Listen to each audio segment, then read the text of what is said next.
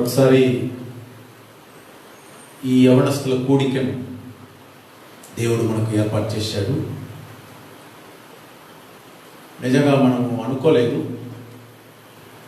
ఇలాంటి ఒక సమయంలో యూత్ మీటింగ్ మనం చేయగలమా అని. కానీ దేవుడు మనకి ఇచ్చిన అన్ని సౌకర్యములను బట్టి నేను దేవుడిని స్తుతిస్తూ ఉన్నాను. సరి అయిన సమయంలో దేవుడు మన పరిచయకు, మన సహవాసములకు కావలసిన అన్నీ దేవుడు ఇచ్చాడు. మీరందరూ ఇందులో పాలి భాగస్తులు. మీరు ఈ సహాయం చేయకపోతే ఈ రోజున ఈ లైవ్ టెలికాస్ట్ మీరు ఇంటిలో చూడవలసిన పరిస్థితి ఉండదు. అందుకు నేను దేవుడిని స్తుతిస్తున్నాను. ఈరోజు యవనస్తుల కూడిక కాబట్టి మనం బైబిల్లో ఒక విషయాన్ని మనం ధ్యానం చేయబోతున్నాం. రూతు పుస్తకము తీసుకోండి. బైబిల్లో రూతు పుస్తకం. ఎస్, బైబిల్లో మీ అందరికీ బాగా పరిచయమైన ఒక చిన్న పుస్తకం ఉంది. చిన్న పుస్తకం. ఆ చిన్న పుస్తకం పేరు రూతు. ఆమేన్. సో దేవునికి స్తోత్రం. ఆ రూతు పుస్తకంలో నుంచి దేవుడు ఈ రోజున మన అందరితో మాట్లాడబోతున్నాడు. వాక్యం ఎవరికో అని అనుకోవద్దండి. ఈ కార్యక్రమము మీకోసరమే. నేను చెప్పేది యవన బిడ్డలకు. యవన బిడ్డలమైన మీకోసరమే దేవుడు వాక్యాన్ని ఏర్పాటు చేశారు. ప్రతి యవన బిడ్డ వాక్యాన్ని బాగా ఉంచారు. యవన బిడ్డలకు యవన దశలో, యవన ప్రాయములో వారు తీసుకోబోయే నిర్ణయాలు, వారు తీసుకోబోయే తీర్మానాలు, ఇంగ్లీష్లో మనము డిసిషన్ అంటాం. డిసిషన్ కావాలంటే రాసుకోండి. డిసిషన్. యవ్వన వయస్సులో మనము తీసుకోబోయే తీర్మానాలు, ఆ తీర్మానాలను బట్టి ఉంటుంది మన యవ్వన యొక్క జీవితం. సో అందుకే యవ్వన వయస్సు చాలా ప్రాముఖ్యం. ఇంకా అక్కడ నుంచే యవ్వనస్తుల యొక్క యవ్వన దశ తిరుగుతుంది. నువ్వు మంచి తీర్మానం తీసుకున్నావు అనుకో, నీ లైఫ్ బ్రహ్మాండంగా ఉంటుంది. పొరపాటు చెంది చెడ్డ తీర్మానాలు తీసినావు అనుకో, లైఫ్ నిత్య నరకం అయిపోతుంది. నీ జీవితము నరకముగా ఉండడానికి, నీ జీవితము పరలోకముగా ఉండడానికి, నీ జీవితము శాపగ్రస్తులుగా ఉండడానికి, నీ జీవితము ఆశీర్వాదకరంగా ఉండడానికి, నీ జీవితము మరణముగా ఉండడానికి, నీ జీవితము జీవముగా ఉండడానికి, నీ యవ్వన వయస్సులో నువ్వు తీసుకోబోయే తీర్మానం బట్టి. గట్టిగా చెప్పండి హల్లెలూయా. డిసిషన్. యవ్వన వయస్సులో మీరు తీసుకోబోయే తీర్మానం బట్టి ఉంటుంది మీ ఫ్యూచర్, మీ భవిష్యత్తు. అది చదువు పరంగా తీసిన తీర్మానమైనా ఉండవచ్చు, ఉద్యోగపరంగా తీసిన తీర్మానమైన ఉండవచ్చు, వివాహ సంబంధమైన తీర్మానమైన ఉండవచ్చు. ఏదైనా సరే నీ యవ్వన వయస్సులో నీవు తీసుకోబోయే తీర్మానం బట్టి ఉంటుంది నీ ఫ్యూచర్. అట్లయితే నీవు తీసుకోబోయే తీర్మానం బట్టి ఉంటుంది నీ భావి జీవితం. అది నువ్వే తీసుకుంటున్నావో, లేదా నీ కుటుంబ సభ్యులు తీసుకుంటున్నారో, లేదా వేరే ఎవరైనా తీసుకుంటారో, నీ జీవితంలో జరగబోయే వాటికి నువ్వే జవాబుదారి. ఎవరి మీదను మనం సాకులు పెట్టడానికో, ఫలానా వారే నా జీవితమును నాశనం చేశారనడానికో వీలు లేవు. దేవుడు మనకు సంపూర్ణమైన బుద్ధి, తెలివి, వివేకమును దేవుడు ఇచ్చాడు.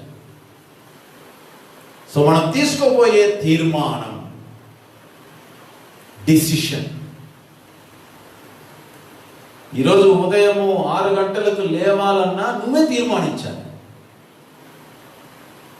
ఎంతమంది మార్నింగ్ డివోషన్లో 6 గంటలకు లేచారు? ఇక్కడ చేయి పెట్టి చెప్పండి. కరెక్ట్గా 6 గంటలకు మీరు లేచినారా? మీ తీర్మానం. ఇప్పుడు ఎవరు మిమ్మల్ని కొట్టబోయేది కాదు, తిట్టబోయేది కాదు. 6 గంటలకు లేచి ప్రార్థన చేస్తేనే దేవుడు వింటాడా? ఇట్లాంటి ప్రశ్నలంతా అడగకూడదు. నేను అడిగేది 6 గంటలకు లేవాలి, మార్నింగ్ డివోషన్లో కలుసుకోవాలి అన్నది నువ్వు తీర్మానించాలి. నీ తల్లిదండ్రులు కాదు, పోనీ మీ వెల్ విషర్స్ వేరే ఎవరో కాదు, మీ ఫ్యామిలీ మెంబర్స్ కాదు.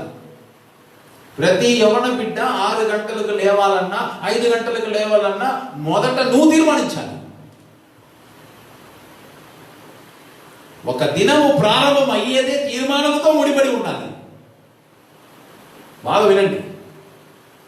నువ్వు మంచం మీద పడుకునేటప్పుడు బెడ్షీట్ను నువ్వు వేసేసి లేచి పోదామా అన్నది నువ్వే తీర్మానించాలి. ఎవరో వచ్చి నీ మీద నీళ్లను పోసి లేయట్రా అని అనడానికి కాదు. నువ్వు పడక నుండి లేచేది నువ్వే తీర్మానించాలి. మళ్ళా బెడ్ కాఫీయా, బెడ్ టీయా, మజ్జిగనా, పాలా అన్నది నువ్వే తీర్మానించాలి. ఏది తాగాలి, ఎప్పుడు తాగాలి, ఎంత తాగాలన్నది నీ తీర్మానం బట్టి ముడిపడి ఉన్నది. అట్లయితే దేవుని బిడ్డలారా బాగా గమనించండి. ఒక దినానికి 1000 తీర్మానాలు తీయాల్సి ఉంటుంది, పొద్దున్న నుంచి రాత్రి దాకా. అట్లయితే జీవితమే తీర్మానముతో ముడిపడి ఉన్నాయి. బాగా గమనించండి సహోదరి, నువ్వు యవ్వన వయసులో ఉన్నావు. నీ తీర్మానం నీది, నా తీర్మానం నాది, ఎవరి తీర్మానం వాళ్ళది.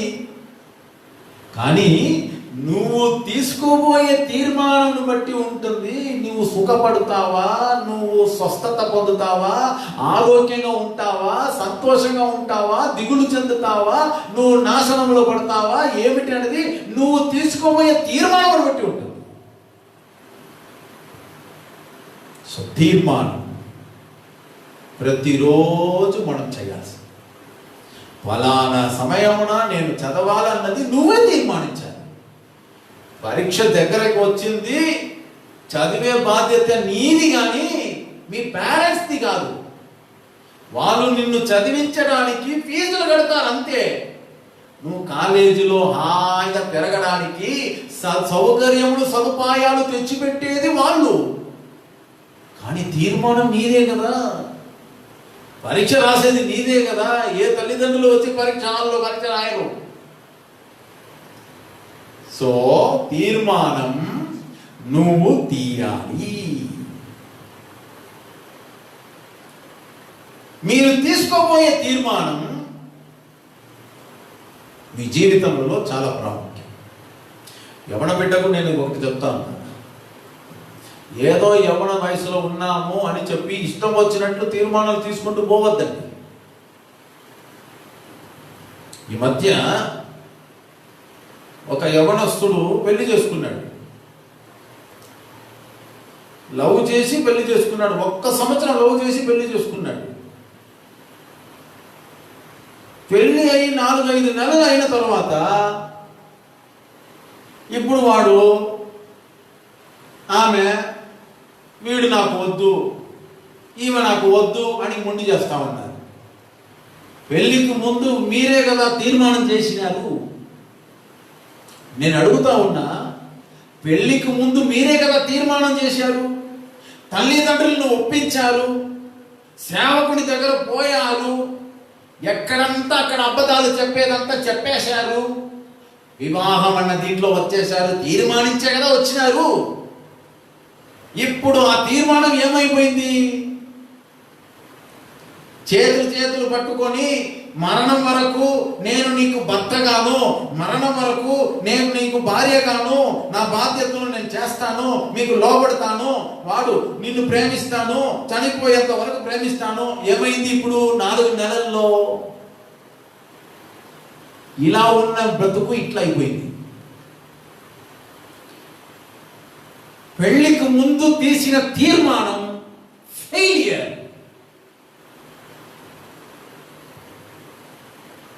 1000 తీర్మానాలు తీయాల్సి ఉందండి.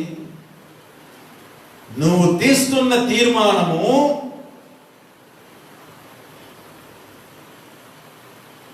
నీకు మేలుకరంగా ఉందా లేదా బాధకరంగా ఉందా? What is your decision? నువ్వు తీర్మానం బట్టి ఉండదు. అందుకే ప్రతి యవ్వనస్తు బాగా గమనించండి. జీవితము హ్యాపీగా ఉంటుంది, జీవితము జోష్గా ఉంటుంది, జీవితము అబ్బా సూపర్గా ఉంది అనుకొని జీవించిన యవ్వనస్తులకు నేను చెప్తా ఉన్నా, decision.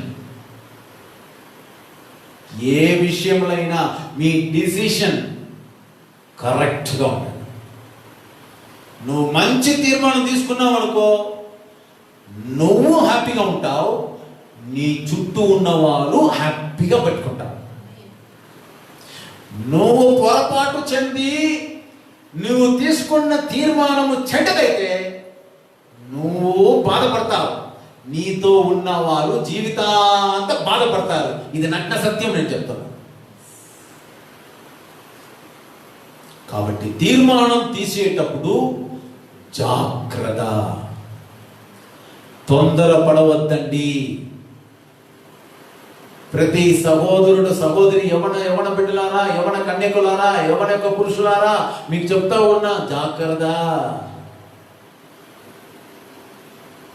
Life is wonderful, but at the same time it's very dangerous. జీవితం అద్భుతమైనది, అదే సమయంలో అది భయంకరమైనది అని కూడా నేను చెప్తున్నా. వండర్ఫుల్గా ఉండాలన్నా, భయంకరంగా ఉండాలన్నా నీవు తీసుకోబోయే తీర్మానం బట్టి ముడిపడి ఉంది. రూతు పుస్తకం కోరుతా. నేను రూతు పుస్తకములలో మొత్తం కథలన్నీ ఇవన్నీ చెప్పేదంతా ఏం లే,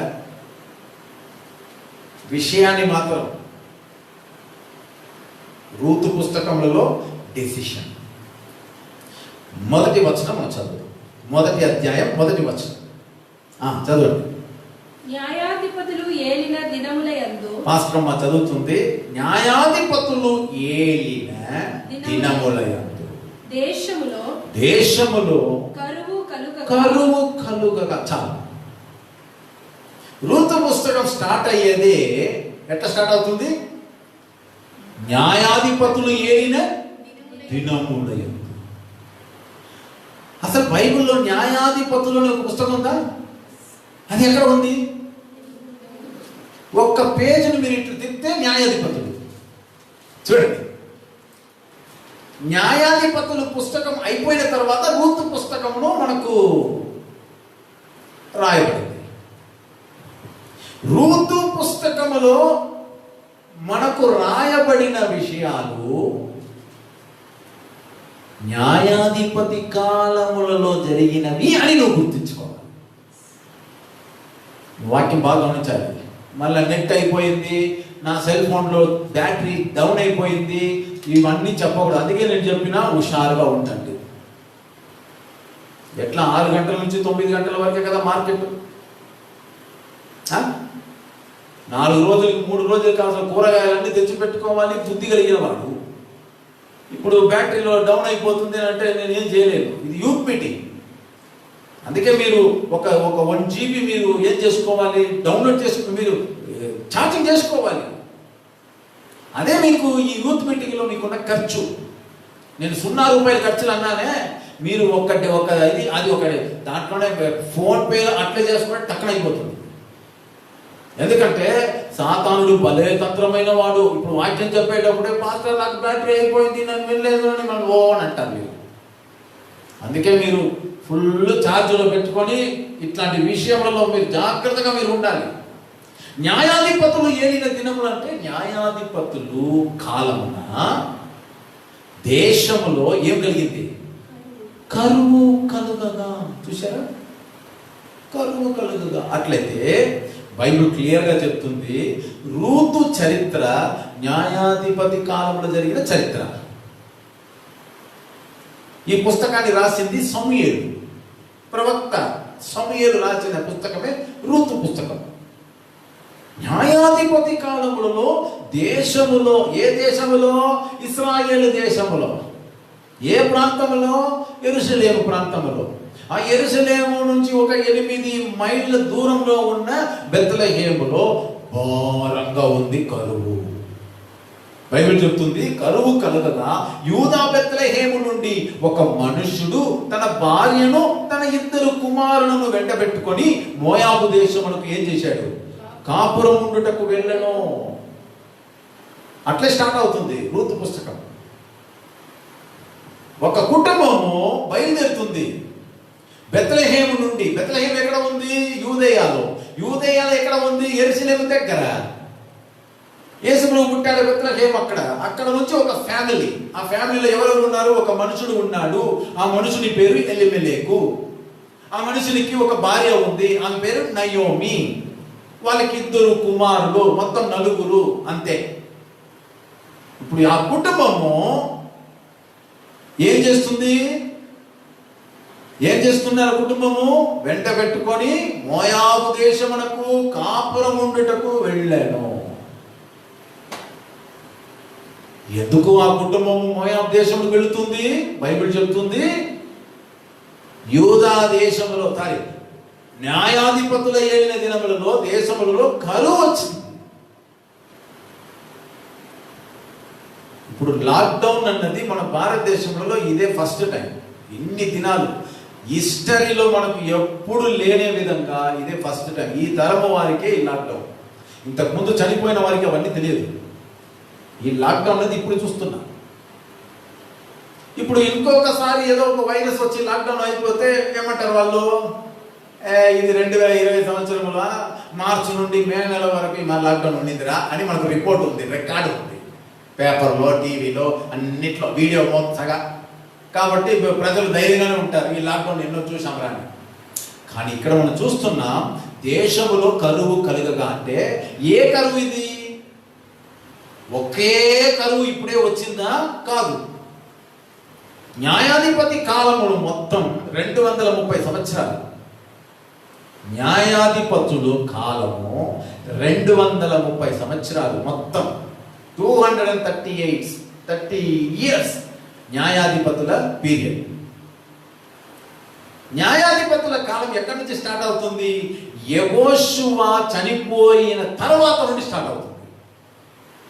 ఈ ఇన్ఫర్మేషన్ అంతా మీరు బాగా నోట్ చేసుకోవాలి.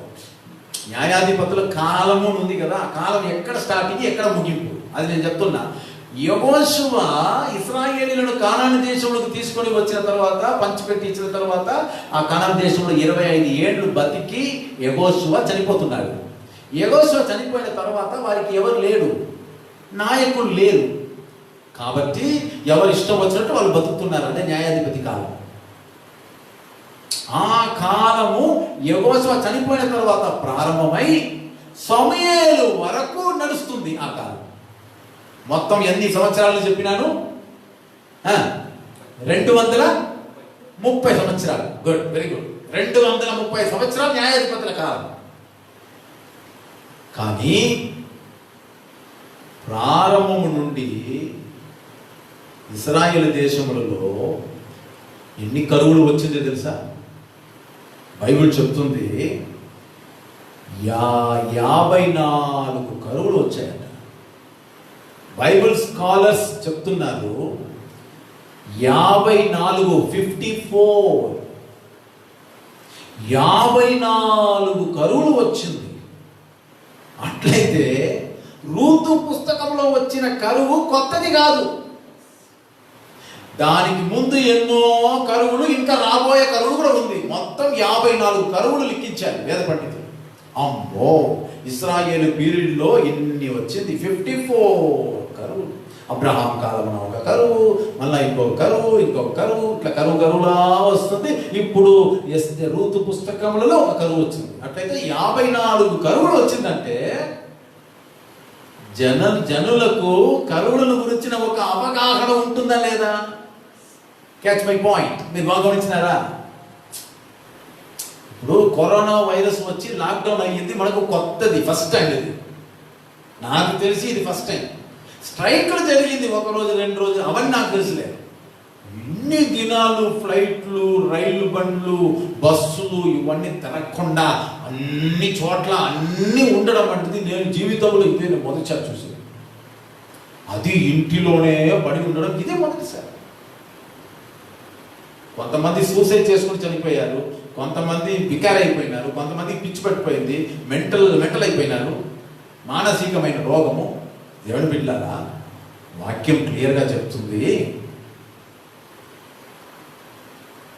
బెత్లెహేములో యూదేయాలో వచ్చిన కరువు కొత్తది కాదు, పాత కరువే. కానీ దేవుడు పంపించాడు. ఇప్పుడు మీరు చెప్పండి, బెత్లెహేములో కరువు వస్తా ఉంటే ఈ కుటుంబములు మోయాబు దేశమునికి ఎందుకు పోయినారు?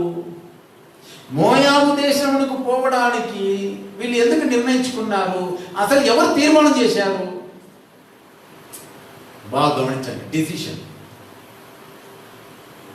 మీకు తెలుసా అండి, మన కుటుంబములలో, మన ఊరు అలవాటు ప్రకారం మన కుటుంబములలో తీర్మానం తీసేది కొన్ని సందర్భములలో అమ్మ తీసుకుంటుంది, కొన్ని సందర్భంలో తీర్మానం, కొన్ని సందర్భములలో మన ఇంట్లో ఉన్న మన తండ్రి వారు తీస్తారు. మీకు తెలుసా అండి, కొందరు ఇండ్లలో ఆ ఇంటికి పెద్ద కుమారుడుగా ఉన్నాడే వాడు తీసుకుంటాడు తీర్మానం. ఎందుకంటే వాడే సంపాదిస్తున్నాడు కాబట్టి నేను చెప్పినట్టుగానే చేయాలి. సంపాదించేది ఎవరు? అప్పు తెచ్చేది ఎవరు? వాడ కట్టేది ఎవరు? కరెంటు బిల్లు కట్టేది ఎవరు? అన్నీ నేనే చేస్తున్నా కాబట్టి నేను చెప్పినట్టుగా చేయాలి. అట్లా మన ఊరు కుటుంబములలో ఎవరు ఒక మంచి హోదాలో, మంచి అంతస్తులో ఉన్నారో వాళ్ళే తీర్మానం తీస్తారు. కానీ యూద కళాచారంలో, యూద యొక్క దీంట్లో ఆచారంలో కుటుంబములలో తీర్మానం తీసే హక్కు కుటుంబంలో ఉన్న నాయకుడికి మాత్రమే ఉంది. ఆమేన్, హల్లెలూయా. కుటుంబంలో ఉన్న నాయకుడికి మాత్రమే ఉంది. అట్లయితే ఇక్కడ మనం ఒక కుటుంబమును చూస్తున్నాము. 2 కుమారులు, నయోమి అనే ఒక స్త్రీ, మళ్ళా ఒక మనుషుడు. ఆ మనుషుని పేరు ఏమిటి? ఎలిమెలెకు. బైబిల్ చెప్తుంది 2వ వచనము, ఆ మనుషుని పేరు ఎలిమెలెకు, అతని భార్య పేరు నయోమి, అతని 2 కుమారుల పేర్లు మఖ్లోను, కిల్యోను. ఇప్పుడు మొత్తం 4 ఫ్యామిలీ మెంబర్స్ లిస్టు మనకు దొరికింది. ఆధార్ కార్డు మన చేతిలో ఉంది. కుటుంబానికి నాయకుడు ఎవరు చెప్పండి? కుటుంబానికి నాయకుడు ఎవరు చెప్పండి? ఎలిమెలెకు. ఆ కుటుంబానికి నాయకురాలు ఎవరు? నయోమి. పెద్ద కుమారుడు ఎవరు? మఖ్లోను. చిన్న కుమారుడు కిల్యోను. ఇంకా ఎవరైనా ఉన్నారా? లేదు. మంచి కుటుంబము, కళాశాల, ఒక మంచి ఫ్యామిలీ అనేది యూనివర్సిటీ. ఈ కుటుంబంలో 2 అబ్బాయిలు. మేమిద్దరము, మనకు 2, గవర్నమెంట్ అడ్వర్టైజ్మెంట్, మేము 2, మనకు 2. ఇంకా ఈ 3 వద్దు. మంచి కుటుంబం, యూనివర్సిటీ. ఈ కుటుంబము బెత్లెహేములో నుండి మోయాబుకు పోయారు. ఎందుకు పోయినారంటే కరువు. నేను అడుగుతున్నా దేవుని బిడ్డలారా, బెత్లెహేములో వేరే ఎవరైనా పోయినారా? హలో, వేరే ఎవరైనా పోయినారా? పోయినారో పోయినారో మనకు తెల్ల. దీని గురించి బైబిల్ రాయబడింది. కానీ బైబిల్ చరిత్ర చెప్తుంది వేరే ఎవరు పోలేదు. ఈ కుటుంబం మాత్రమే మోయాబు దేశంలోకి పోయారు. మీరు బాగా గమనించండి. కరువు అంటే భయంకరమైనటువంటి ఎండ, వర్షం లేవు, వర్షం పడడం లేదు, పంట లేవు, పొలాలు లేవు, అన్నీ ఎండిపోయినాయి, చెట్లు ఫలించట్ల. కరువు అంటే అట్లనే కదా, నీళ్లు ఉండవు, అవి ఉండవు. కానీ మనం చూస్తున్నాం ఇక్కడ ఈ కుటుంబము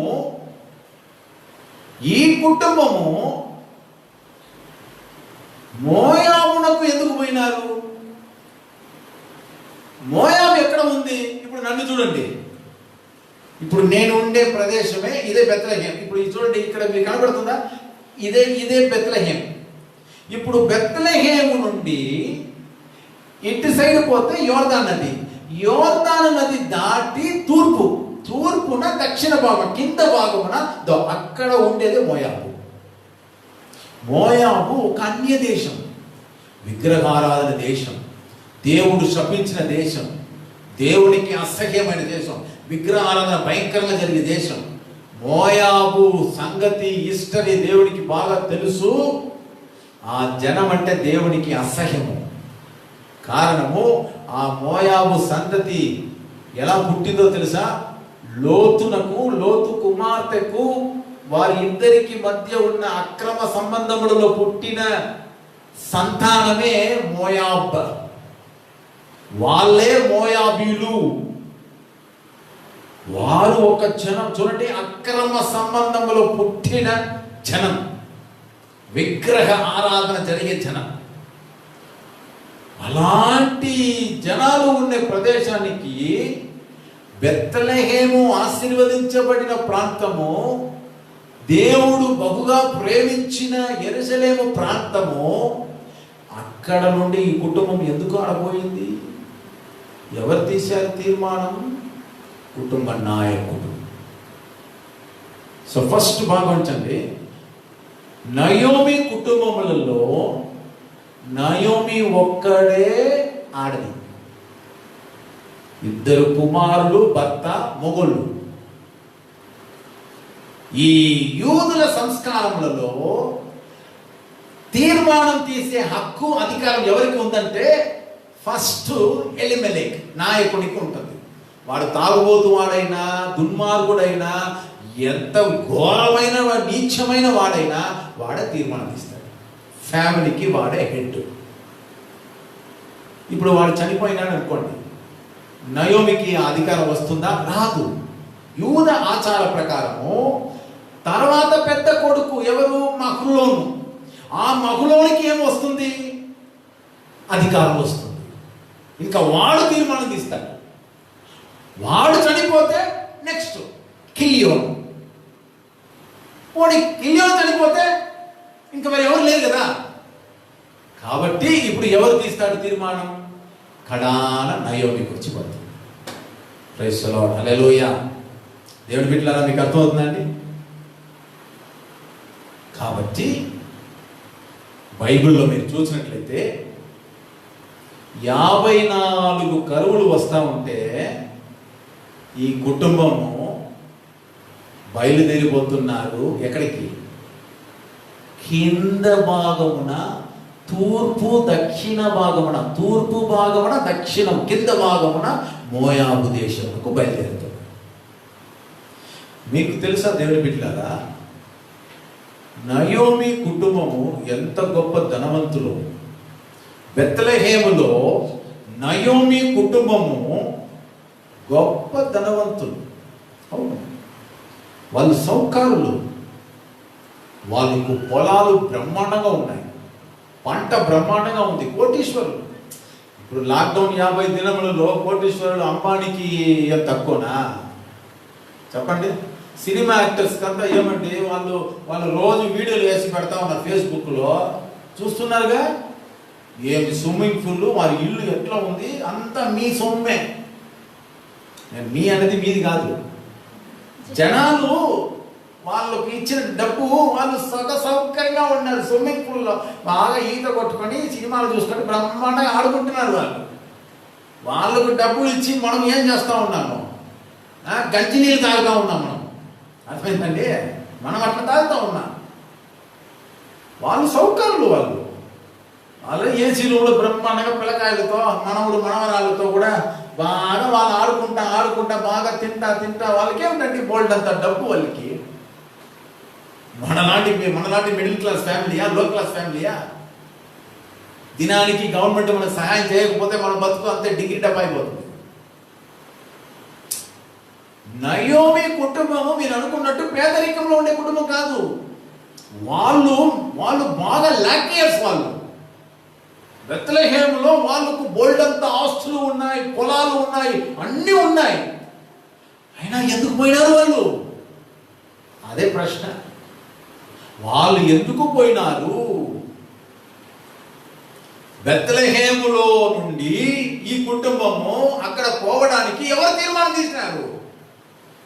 ఆ కుటుంబం నాయకుడైన ఎలీమెలెకు. చూడండి దేని బిడ్డలారా, ఇప్పుడు ఎండ భయంకరంగా ఉంది కదా, ఇక్కడ మన ఆంధ్రాలో ఎండ భయంకరంగా ఉంది. ఆల్మోస్ట్ మన ఇండియాలో ఎండాకాలం ఇది. Throughout Delhi to Kashmir, throughout Delhi నుంచి ఇక్కడ వరకు కన్యాకుమారి వరకు ఫుల్ ఎండాకాలం, వేసవి కాలం. కానీ ఇది మనకు యాక్చువల్గా సమ్మర్ హాలిడేస్. ఇది మనం ఇప్పుడు లాక్డౌన్లో ఉన్నాం కాబట్టి ఎక్కడ ఏడ పోకుండా మనము ఎటు తోచక మనం ఇంటికాడ పడి ఉన్నాం. యాక్చువల్గా ఈ ఎండాకాలంలో డబ్బున్న వాళ్ళంతా ఏడైపోతారు తెలుసా?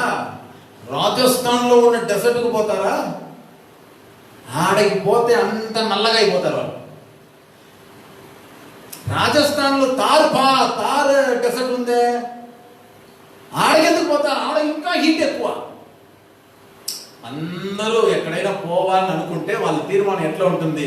అటు సైడ్ పోతే మూనారు, లేదంటే ఊటీ, కొడైకానల్, లేదంటే అటు సైడ్ పోవాలి. అక్కడికి డార్జిలింగ్, సిమ్లా, మౌంటైన్ ప్రదేశం ఉంటుంది, మంచు పడుతున్న ప్రదేశం. అక్కడంతా పోతే ఎండాకాలానికి బాగా గులుగులు బాగా ఉంటుంది. నేనైతే తీర్మానం ఎట్లా ఇస్తానంటే, పోయిన సంవత్సరం మేము సంఘముగా మూనారులో మేము తిరిగినాం. అది మాకు ఇప్పుడు కూడా జ్ఞాపకం వస్తుంది. 1 సంవత్సరం అవుతుంది, కరెక్టే కదా? పోయిన సంవత్సరం మేలో ఎప్పుడు పోయినాం బ్రదర్? 12వ తేదీ పోయినాం. చూడండి, జ్ఞాపకం వస్తూ ఉంది. ఎందుకు మూనారు పోయినాము? ఇక్కడ వేడి ఎక్కువ. అక్కడ ఎట్లంటే 18 డిగ్రీ సెల్సియస్. అసలు మేము ఆ మిద్ద పైన పడుకునేటప్పుడు మాకు ఫ్యాను లేవు, ఏం లేవు. అంతా మాకు బెడ్షీట్లు బాగా థిక్ బ్లాంకెట్ ఇచ్చినారు. దాంట్లో వచ్చిన వేడి నీళ్ళలో మేము స్నానం చేశాం. అది ఎంత బ్రహ్మాండమైనటువంటి చదువుకో,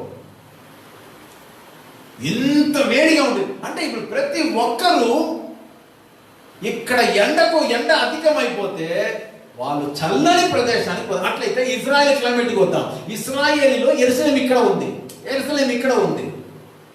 కానీ యెరూషలేం నుండి పైకి మీరు పోయినారంటే సమరియా వస్తుంది. సమరియా నుంచి ఇట్లా పోతే గలిలే వస్తుంది.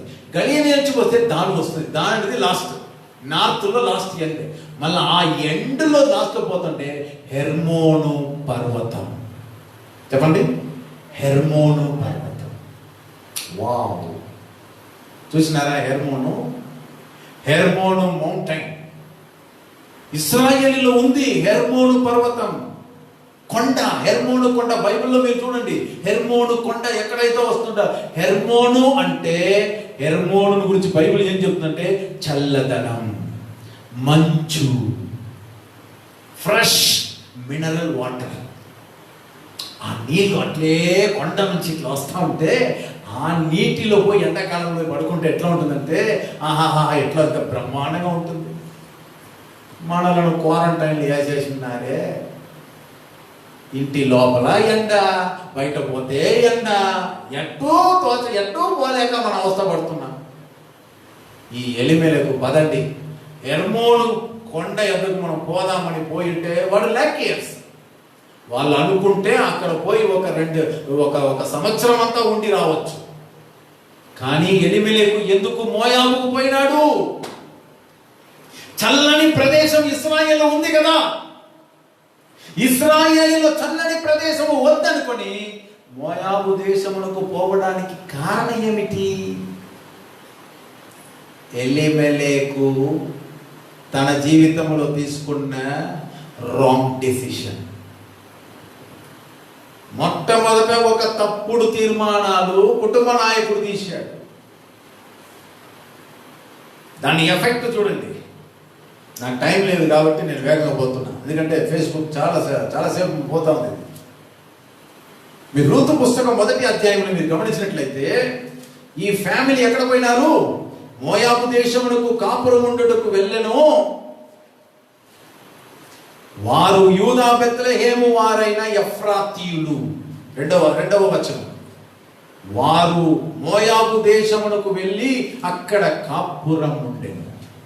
అక్కడ ఏం చేశాను? కాపురం ఉండిరి. అయ్యో, ఈ తీర్మానం తీసింది ఎవరు? ఎవన బిడ్డ చెప్పండి, ఈ తీర్మానం తీసింది ఎవరు? ఎలిమెలెకు. నయోమి తీయలే ఈ తీర్మానం. ఎలిమెలెకే తీర్మానం తీశాడు. ఎందుకంటే యూద కళాచారం అట్లా ఉంది. యూదుల యొక్క ఆచారము, పద్ధతి, అది అలవాటు. అది కొందరు అంటారు కదా, మా కుటుంబములలో మా దీంట్లో ఆడవాళ్ళు మగాళ్ళు వస్తే ముసుగేసుకుంటారు పాస్టర్, మగాళ్ళు కూర్చుంటే మా ఆడవాళ్ళు నిల్చుకొనే ఉంటారు పాస్టర్, మా ఆచారం, మా ఇది అంటామే. అది మాదిరిగా యూదులకు ఉన్న అలవాటు. అది ఎలిమెలెకు తీసిన తీర్మానమే ఆ కుటుంబము మోయాబు దేశంలో పోయి కాపురం ఉన్నారు. చూశారండి, రాంగ్ డిసిషన్. ఎందుకు రాంగ్ డిసిషన్ నేను చెప్తున్నా, ఇంకా ప్రమాదమే జరగలేదు కదా. చదవండి వాక్యం 3వ వచనం. నయోమి పెనిమిటి అయిన ఎలిమెలెకు చనిపోయిన తర్వాత, కరెక్టా? నయోమి చనిపోయిన ఏమైంది? వాళ్ళు అక్కడ పోయి కాపురం చేసే సమయమున చెడ్డ తీర్మానం తీసిన ఎలిమెలెకు ఫస్ట్ ఏమైపోయినాడు? చనిపోయి. అండర్లైన్ చేసుకోండి, చనిపోయి.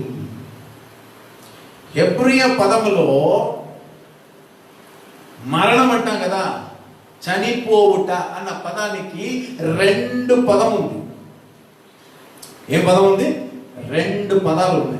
ఒకటి మూట్, రెండవది యషాన్. నేను చాలా సందర్భములలో చాలా చోట్ల నేను ఈ ప్రసంగం చేసి ఉన్నాను కాబట్టి నేను ఎక్కువ సమయం తీసుకోవడం లేదు. హెబ్రీయ పదములో మరణానికి 2 పదాలు వాడుతున్నారు. 2 పదాలు చెప్తారు. ఒకటి మూట్. మూట్ అంటే అకాల మరణం. అంటే మనకు చావడానికి ఒక వయసు ఉంది కదా, ఆ వయసు రాకముందే చనిపోవడం అకాల మరణం, బాధకరమైన మరణం. సో అదే మూట్. న్యాచురల్ డెత్, మామూలుగా సహజంగా మంచి వయసు అయిపోయి ముసలితనములో చనిపోవడానికి హెబ్రీయులు ఏమంటారంటే యషాన్. యషాన్ మీన్స్ న్యాచురల్ డెత్. ఎంతసేపు మనం బతుకుతాం? మనం వయసు అయిపోయింది, 90 అయింది, 100 అయింది, 120 సంవత్సరాలు అయింది, 140 సంవత్సరాలు అయింది, వయసు తగ్గిపోయి చూపులంతా తగ్గిపోయి అట్లా పోయి ముసలితనంలో పడక అయిపోయి అలా చనిపోతారే, అలాంటి మరణానికే యషాన్. మూట్ అంటే అకాల మరణం.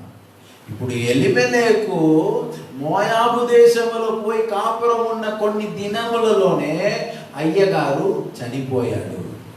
అకాల మరణం, మూట్. ఈ మరణానికి కారణం మీరే చెప్పండి. Wrong decision.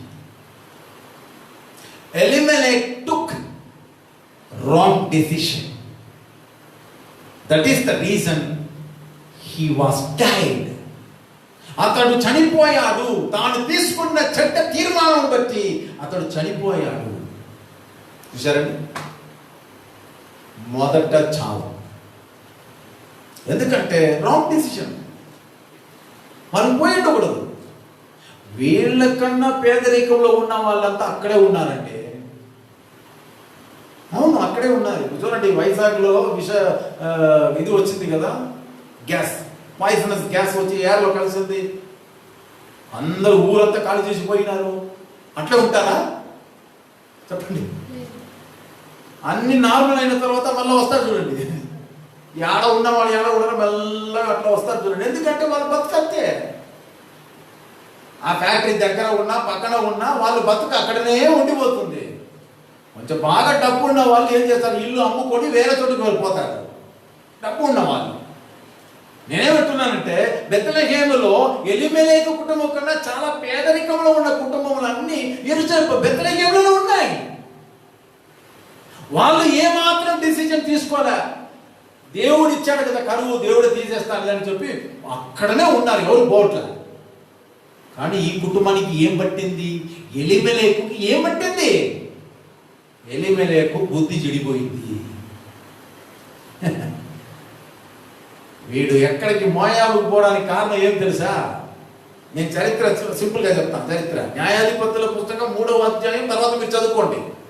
న్యాయాధిపతుల పుస్తకము 3వ అధ్యాయము. ఎందుకంటే ఇది ఈ చరిత్ర న్యాయాధిపతుల పుస్తకం 3వ అధ్యాయంలో జరుగుతుంది కదా. సో కాబట్టి ఆ 3వ అధ్యాయములలో జరుగుతుంది. 3వ అధ్యాయములలో ఏం జరుగుతుంది? న్యాయాధిపతుల కాలములలో ఇశ్రాయేలులు పాపం చేశారు. దేవుడు వారిని శత్రువులకు అప్పగించారు. ఎవరు శత్రువులు? మోయాబీయులు. అర్థమైందండి? ఎవరు? మోయాబీయులు. మోయాబీయులు ఏం చేశారు? ఇశ్రాయేలుని పట్టుకొని బాగా వారిని ఏం చేశారు? ఉడకాడించారు. ఎట్లా ఉడకాడించారంటే, ఇశ్రాయేలు బాగా పంట, ఇదంతా పంట వచ్చి చేతికి వచ్చే టైంలో మోయాబులు వచ్చేస్తారు. దమ్మని వచ్చేసి అన్నీ తీసుకొని వెళ్ళిపోతారు. ఈ విధమైన అవస్థ. ఎంత కష్టపడి శ్రమపడి సంపాదించి ధాన్యములను అవి ఇవి అని తన చేతికి తీసుకోవడానికి ముందే మోయాబులు వచ్చి తీసుకొని పోతారు. ఎందుకంటే ఇశ్రాయేలీలు మోయాబులకు బానిసలై ఉండేవి. బైబిల్ క్లియర్గా చెప్తుంది. ఇలాంటి సమయమున ఇశ్రాయేలీలు దేవునికి మొరబెడుతున్నారు. 9వ వచనం, 3వ అధ్యాయం 9వ వచనంలో ఇశ్రాయేలీలు యెహోవాకు మొరపెట్టగా యెహోవా కాలేబు తమ్ముడైన కనజు యొక్క కుమారుడు ఒత్నీయేలును రక్షకునిగా ఇశ్రాయేలీయుల కొరకు ఏం చేశాడు? నియమించి వారిని ఏం చేశాను? రక్షించెను. ఆమేన్, హల్లెలూయా. ఈ మాదిరిగా ఒకరొకరుగా ఈ మాదిరిగా తీసుకొని వస్తా ఉన్నారు. మళ్ళా వీళ్ళు పాపం చేశారు. 12వ వచనం, ఇశ్రాయేలీయులు మరలా యెహోవా దృష్టికి దోషులైరి. ఉందా వాక్యము? 12వ వచనం, ఇశ్రాయేలీయులు మరలా యెహోవా దృష్టికి దోషులైరి కనుక వారు యెహోవా దృష్టికి దోషులైనందున యెహోవా ఇశ్రాయేలీయులతో యుద్ధము చేయుటకు మోయాబు రాజైన ఎగ్లోనును బలపరచెను. అతడు ఏం చేశాడు? ఇశ్రాయేలీయులను బానిసలుగా పెట్టుకున్నాడు. సో మోయాబు రాజులకు బానిసలైపోయాడు. మళ్ళా వీళ్ళు మొరపెట్టగా దేవుడు యెహూద్ అనే ఒక రక్షకుణ్ణి ఇశ్రాయేలీయులు పుట్టించాడు. వాడు ఎట్లా అంటే లెఫ్ట్ హ్యాండ్, ఖడ్గం లెఫ్ట్ హ్యాండ్లోనే ఏం చేస్తాడు? లెఫ్ట్ హ్యాండ్లోనే ఖడ్గం ఏం చేస్తాడు? ఫైటింగ్ చేస్తాడు. ఇది ఒక రేర్ టాలెంట్. క్రికెట్లో మీరు లెఫ్ట్ హ్యాండ్ బ్యాట్స్మెన్ చూడండి, వాళ్ళకు రైట్ హ్యాండ్ బ్యాట్స్మెన్ల కన్నా లెఫ్ట్ హ్యాండ్ బ్యాట్స్మెన్ చాలా అడ్వాంటేజెస్ ఉంటాయి. వాళ్ళకు బౌలింగ్ వేసేది కష్టం. జనరల్గా రైట్ హ్యాండ్లో ఖడ్గం పట్టుకొని ఫైటింగ్ చేసేవారు ఖడ్గమును లెఫ్ట్ సైడ్లో థైస్లో ఏం చేసుకుంటారు? ఖడ్గం పెట్టుకుంటారు. ఇట్లా పెట్టుకోరు, ఎందుకంటే అది తీసేటప్పుడు ఈజీగా ఇట్లా తీయడానికి. లెఫ్ట్ హ్యాండ్లో ఫైటింగ్ చేసేవారు, ఖడ్గం చేత ఫైటింగ్ చేసేవారు రైట్ థైస్లో ఏం చేసుకుంటారు? ఖడ్గం పెట్టుకుంటారు. ఇది యుద్ధ వీరులకు ఉన్నటువంటి లక్షణాలు. బట్ బైబిల్లో మనం చూస్తుంటే దేవుడు మోయాబు రాజైన ఎగ్లోనును బలపరచెను, కానీ దేవుడు యెహూద్ అనే ఒక రక్షకుని దేవుడు పుట్టించాడు.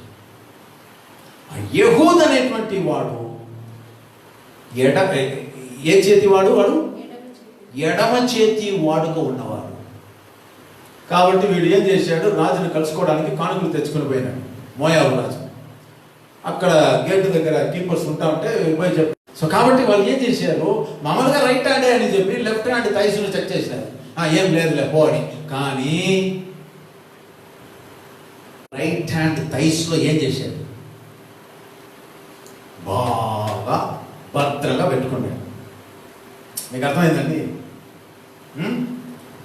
చెక్ చేసేటప్పుడు వాడు రైట్ హ్యాండా లెఫ్ట్ హ్యాండా అని అక్కడ సెక్యూరిటీ గారికి తెల్ల లోపలికి పంపించారు. లోపలికి పోయాడు, రాజుతో మాట్లాడినాడు. రాజుతో అన్నాడు, రాజా నీతో కూడా సీక్రెట్గా మాట్లాడాలి, అందరినీ పంపించాను అన్నాడు.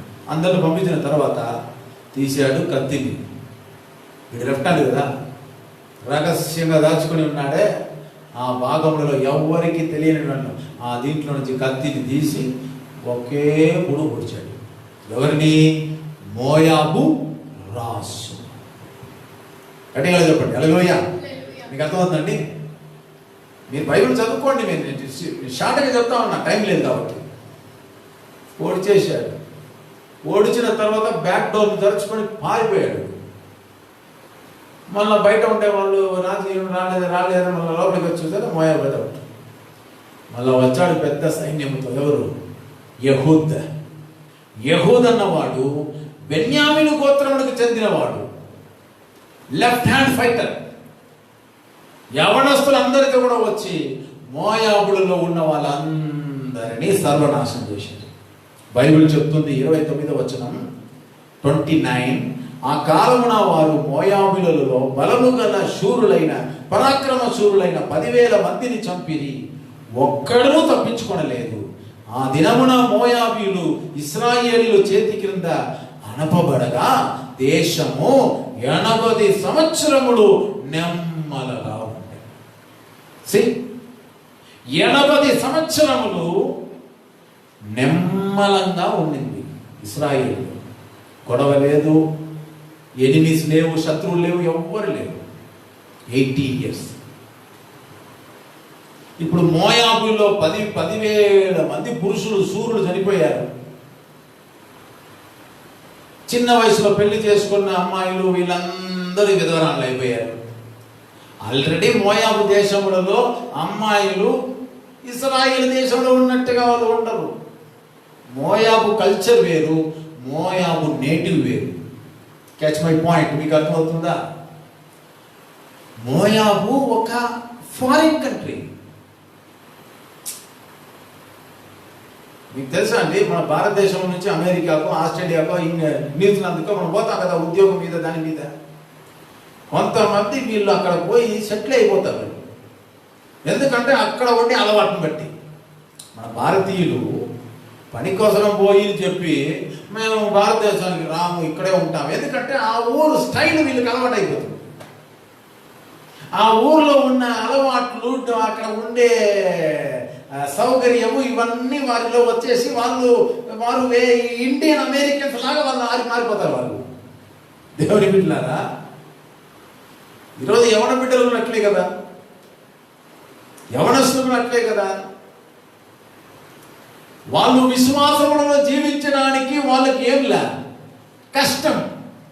అందుకే వాళ్ళు విశ్వాసము కాని వాళ్ళతో కూడా పోయి ఏం చేస్తాడు, బతకడానికి ఇష్టపడతాడు. అలాగే ఎలీమెలెకు మోయాబుల మీద కన్ను వేశాడు. అక్కడ ఉండేదంతా అమ్మాయిలు, అక్కడ ఉండే వాళ్ళంతా విధవరాండ్లు, స్త్రీలు. కాబట్టి వీడు మోయాబు దేశములకు పోయి వచ్చినాడు. చూడండి, అప్పుడు చూసుకున్నాడు మోయాబు దేశం యొక్క స్టైలు, వాళ్ళు వేసుకున్న డ్రెస్సులు, వాళ్ళు వేసుకున్న మేకప్లు, వాళ్ళు వేసుకున్నటువంటి ఆభరణాలు, లిప్టిక్, బొట్టు, మరి ఇక్కడ నుంచి ఇటు సైడు, ఇటు సైడ్ నుంచి అటు సైడు. ఆ కల్చరే ఒక డేంజర్. అది ఇప్పుడు మన ఎలీమెలెకు మోయాబు పోవడానికి కారణం నేను చెప్పేస్తున్నాను, మీకు అర్థమైందా? మోయాబు దేశములలో ఉండే వాళ్ళంతా ఆడవాళ్ళు.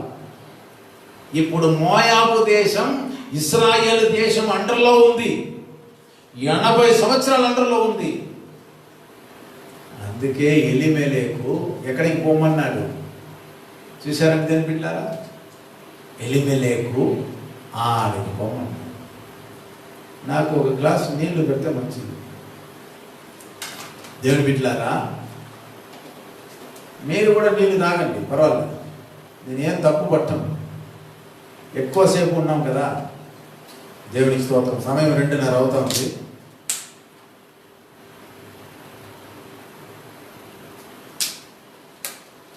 Thank you brother. దేవుని బిడ్డలారా, బాగా వచ్చండి.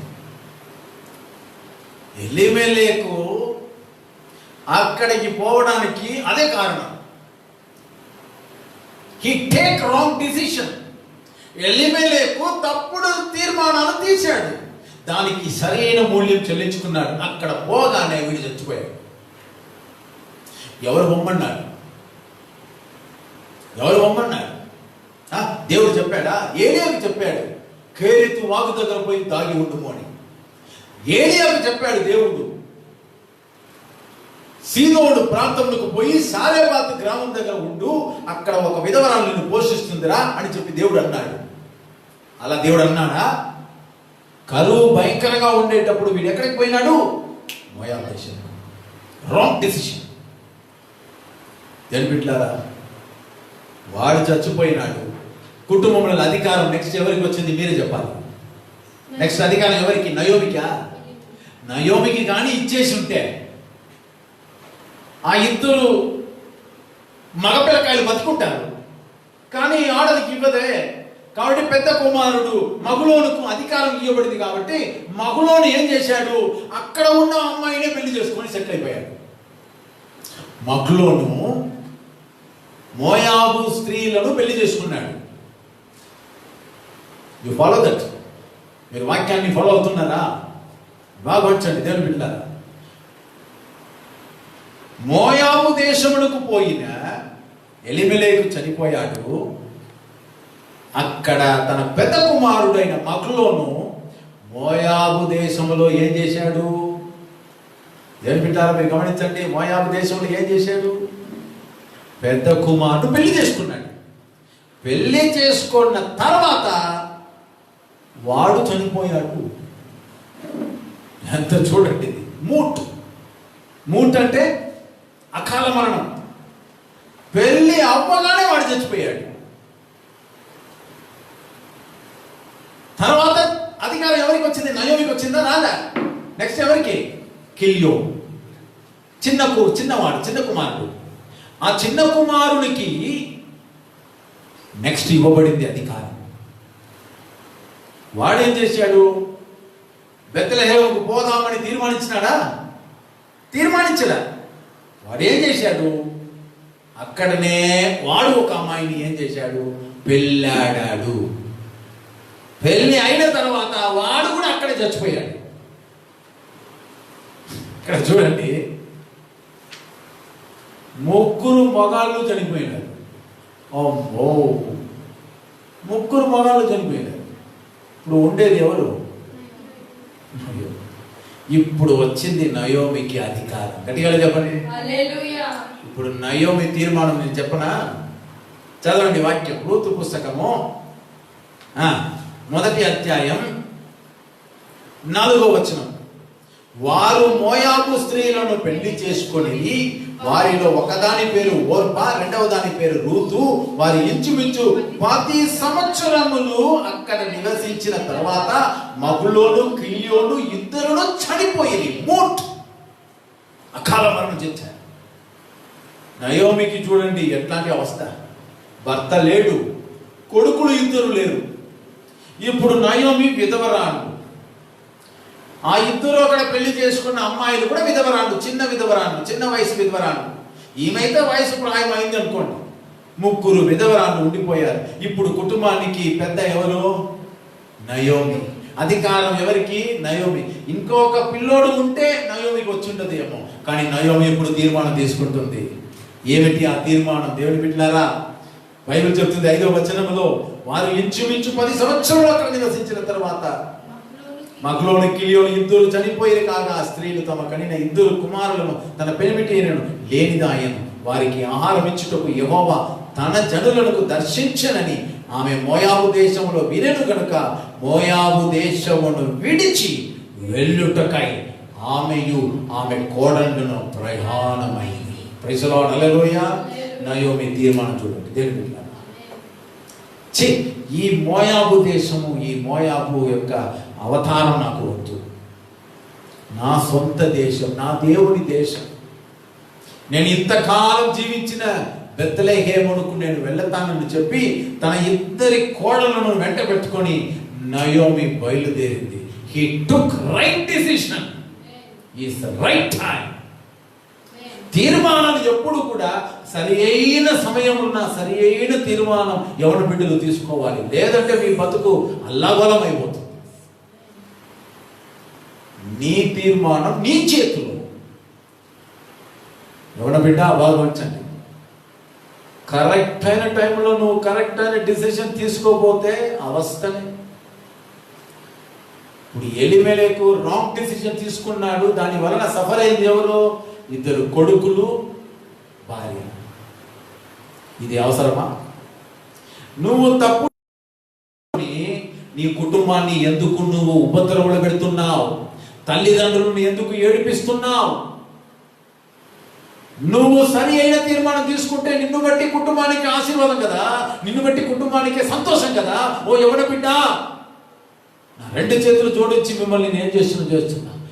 ఎంతో మంది యవ్వన పిల్లలు కుటుంబమునకు శాపగ్రస్తులుగా మారుతున్నారు ఈ రోజున. శాపగ్రస్తులుగా మారుతున్నారు ఈ రోజున. వద్దు దేవుని బిడ్డలారా, నువ్వు ఈ వాక్యమును వినేటాడు తర్వాత నువ్వు మారు మనసు పొందాలి. నువ్వు తీసుకోబోయే తీర్మానం కరెక్టా కాదా నువ్వే తీసుకోవాలి. భావి జీవితం గురించి నీకేం తెలియదు.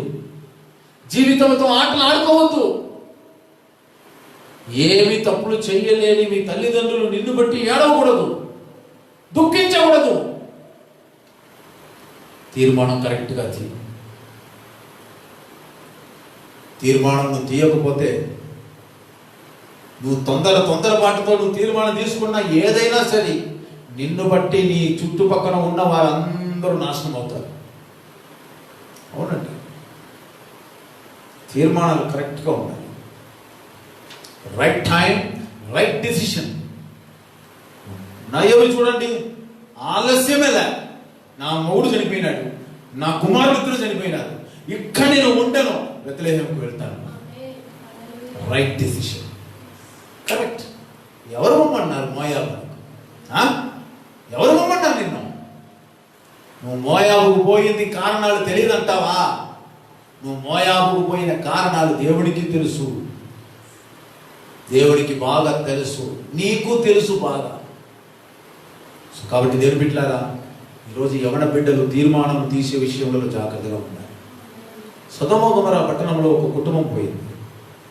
ఆ కుటుంబము ఈ కుటుంబానికి ఒక ప్రత్యేకత ఉంది. ఈ నయోమి ఫ్యామిలీలలో ఒకే ఆడది, 3 మగాళ్ళు. లోతు కుటుంబంలో చూసినట్లయితే ఒకే మొగుడు, 3 ఆడలు. లోతు భార్య, 2 కుమార్తెలు. ఈ 2 ఫ్యామిలీని కాంట్రాస్ట్ చూడండి. Elimelech family versus Lot family.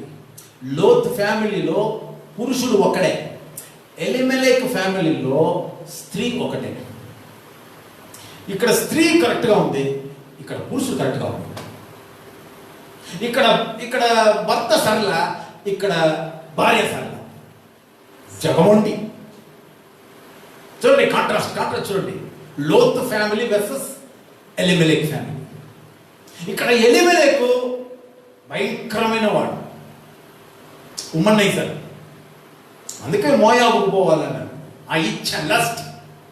మోయాబులో పోయి మోయాబు అమ్మాయిలను, మోయాబు యొక్క ఆడవాళ్ళను, వాళ్ళు వేసుకునే డ్రెస్సులు ఇక్కడ ఈ తొడ ఇక్కడ చినిగిపోయి ఇట్లా ఉంటుంది. ఇక్కడ నడుములో ఇక్కడ ఉండినట్టే ఈ నావి భాగము కనబడినట్టుగా అట్లా ఉంటుంది. ఇప్పుడు ఉండే అమ్మాయిలు చూశారంటే ఇక్కడ ఇట్లా చేసుకుంటారు, మళ్ళీ ఇక్కడ ఈడ చేసుకుంటారు, మళ్ళీ వెనకాల వచ్చి పెద్ద పెద్ద కిటికీలు పైన ఇట్లా ఏయరు. వీళ్ళకి ఏదో ఆకాశం నుండి వీళ్ళు దిగి వేసినట్టుగా డ్రెస్సులు చర్చిలో. ఏమిటి మీరు ఏం చేస్తున్నారు? మీరు మిమ్మల్ని బట్టి సంఘానికి చెడ్డ పేరు, మిమ్మల్ని బట్టి యేసు ప్రభు పరిచయకు చెడ్డ పేరు, మీలాంటి వారిని బట్టి క్రైస్తవానికే చెడ్డ పేరు. ఎందుకండి బాధపడుతున్నారు? మారుమనసు పొందండి. ఇక్కడ పాపం లోతులు చూస్తూ ఉంటే వాళ్ళు 2 భార్య. నేను మళ్ళీ అడిగినాను క్విజ్ ప్రోగ్రాంలో, స్టార్టింగ్లో అడిగినాను కదా, లాక్డౌన్లో ఉన్నవారు. లోతు ఫ్యామిలీ కూడా లాక్డౌన్లో ఉండింది, అది కూడా మీరు రాయవచ్చు. ఇప్పుడు ఆన్సర్ చెప్తా ఉన్నా. యోనా చేప కడుపులో లాక్డౌన్ అయినాడు. నోవా లాక్డౌన్ అయ్యాడు ఓడలో. కానీ నోవా లాక్డౌన్ అయితే చాలా ఎక్కువ. దావీదు అదుల్లాం గుహలో లాక్డౌన్ అయిపోయాడు. బైబిల్లో బోల్డంత విషయాలు ఉందండి. ఇప్పుడు ఏదో లాక్డౌన్ షట్ డౌన్ మనం చెప్పుకొని తిరుగుతూ ఉన్నాము. బైబిల్లోనే లాక్డౌన్ షట్డౌన్ అంతా బోల్డ్ అంతా ఉన్నాయి. ఇవన్నీ కొత్తది ఏం కావు. బైబిల్లో దేవుడి భక్తులు ఎన్నో లాక్డౌన్ అయిపోయారు. కానీ లాక్డౌన్ అయిపోయిన వారు ఎవరు కూడా నాశనం కాదు. దేవుడు బతికించాడు. కొత్త నిబంధన సంఘము కూడా అలాగే దేవుడు బతికిస్తాడు. గట్టిగా చెప్పండి హల్లెలూయా. సో దేవుని బిడ్డలారా బాగా గమనించండి. నేను వాక్యము వేగంగా వెళ్తున్నా, సమయం అయింది కాబట్టి. దేవుని బిడ్డలారా, లోతు మంచోడు. లోతు భార్య ఉందే భయంకరమైంది. దేవదూత అంటున్నారు పారిపోండి అని అంటే పోవట్లా. చూశారండి, చివరికి పోతా ఉంటే వెనక తిరిగి చూసింది ఎవరు? లోతునా లోతు భార్యనా? లోతు భార్య. చూసావా, ఉప్పు స్తంభంగా నిలిచిపోయిందా. కుటుంబానికి ఇల్లాలుగా ఉండవలసినది సరిలేక తర్వాత ఏం గతి పెట్టింది లోతుకి? తన కుమార్తెల ద్వారా సంతానం కలిగించబడిన దుస్థితికి ఇన్సెస్ట్ అంటాం ఇంగ్లీష్లో. ఇన్సెస్ట్, రక్త సంబంధంలో అక్రమ సంబంధం పెట్టుకునేది ఇన్సెస్ట్ బైబిల్ చెప్తుంది. ఆ మాదిరికి దిగజారిపోయింది. మోయాబులు ఎంత నీచమైనటువంటి దేశం అది. ఆ జనుల యొక్క దీనికి 10 ఏళ్ళు అక్కడ ఉండవలసిన కారణమా? లోతు కుమారులు ఉన్నారే, వారిని దేనితో కొట్టాలి? వారిని ఈ మగ్లోని కిలియోను ఆ మోయాబు స్త్రీలు వెనకబడ్డారు. మోయాబు స్త్రీలను పెళ్ళాడారు. వాళ్ళు సుఖపడ్డారా? పడలేదు. They took wrong decision. ఇవన్నీ ఎవరి మీద పడిందండి? నయోమి మీద పడింది. కోటీశ్వరరాలు, కోటీశ్వర కుటుంబములలో జీవితమును పంచుకునే స్త్రీ ఏమి లేకుండా భిక్షకురాల్లాగా తిరిగి వస్తాం. ఆమేన్, హల్లెలూయా. అనాథగా వస్తాం. బెత్లెహేంలో వచ్చేటప్పుడు అందరూ చూస్తున్నారు, నయోమియా 10 ఏళ్ళుగా నువ్వు ఏడపోయినావా? మోయాబునా? అయ్యా, బెత్లెహేంలో విడిచి మోయాబుకు పోయినది నేనే ఇప్పుడే చూస్తున్నా. దేవుడు మిమ్మల్ని మీ కుటుంబాన్ని ఎంతగా ఆశీర్వదించినాడు. నీ మొగుడు సరిలేదమ్మా, నాశనం చేసినాడమ్మా. అందుకేనయ్యా నయోమిని నన్ను ఏం చేయవద్దని చెప్పొద్దండి, మారాను చెప్పండి, మరియాను చెప్పండి, నా జీవితం చేదుగా అయిపోయింది. చూశారండి, ఐగుప్తులో యోసేపు పోతిఫరా ఇంటికాడ ఏం చేస్తున్నాడు? చేరిపోయాడు. అక్కడ చేరిపోగానే ఆ ఇంటిలో ఉన్న యజమానుడు వీడిని చూచి ఏం చేశాడు? అబ్బా, మంచి పిల్లోడు దొరికినాడు. పాపం ఎవరికన్నారో ఆ తల్లిదండ్రులు. ఆ యోసేపు అడుగు పెట్టినది మొదలుకొని ఆ యజమానుడి ఇల్లు బ్రహ్మాండంగా ఆశీర్వదించబడింది. వాడు చూశాడు యోసేపును, నువ్వే నా ఇంటికి ఆస్తికర్తరా, నా తర్వాత నువ్వే యజమానుడురా, నీకే అన్ని ఇస్తున్నానురా, నా భార్య మాత్రం నీ అధికారం ఉండదు అని చెప్పి వాడిని నమ్మి వీడు వెళ్ళాడు. పోతిఫరా ఇంట్లో యోసేపు ఏం చేస్తున్నాడు? పని చేస్తున్నాడు. మంచి ప్రారంభంలో ఒక మనుష్యుడుగా వచ్చిన యోసేపు రాను రాను దేవుడు తనకు తోడుగా ఉండడం చూచి బ్రహ్మాండంగా ఆశీర్వదించబడ్డారు. యజమానుడు చూచి ఉన్నతమైన స్థానంలో ఉంచాడు. కానీ వాడికి వచ్చింది ఒక శోధన. ఆ పోతిఫరా యొక్క భార్య యోసేపును చూసింది. మీకు తెలుసా అండి, ఐగుప్తులు నల్లగా ఉంటారు.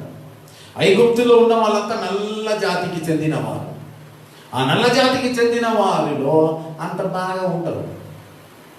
కాబట్టి పోతిఫరా భార్య నల్లగాని నీగ్రో ఉమెన్. ఆమె చూసింది యోసేపును. యోసేపు ఎట్లా ఉన్నాడు? White colour, fair colour, Babylon culture. ఇంకా యోసేపు యొక్క రంగు, యోసేపు యొక్క కుటుంబం యొక్క మొత్తం అబ్రహాం, ఇసాకు, యాకోబు ఆ వరుస. ఇంకా పిల్లడు ఎట్లా ఉంటాడు? బైబిల్ చెబుతుంది యోసేపు అందముగా ఉన్నాడని. ఆదికాండ పుస్తకం 39వ అధ్యాయం. చెప్పండి బైబిల్ వేగంగా, బైబిల్ మీరు చదవండి. బైబిల్ చెబుతుంది 6వ వచనంలో, యోసేపు రూపవంతుడను సుందరుడనై ఉండెను. అటు తర్వాత అతని యజమాని భార్య యోసేపు మీద కన్ను వేసి శోధన స్టార్ట్ అయింది. చూశారండి దేవుని బిడ్డలారా? కన్ను వేసింది, సైగ చేసింది. వస్తావా అని ఎన్నోసార్లు సైగ చేసి పిలిచింది. ఒక ఆడది ఒక అబ్బాయిని అసహ్యంగా రా రా అని పిలవడం బైబిల్లో మనం చూస్తున్నాం. సేమ్ 2020లో కూడా ఇదే సీన్ జరుగుతుంది.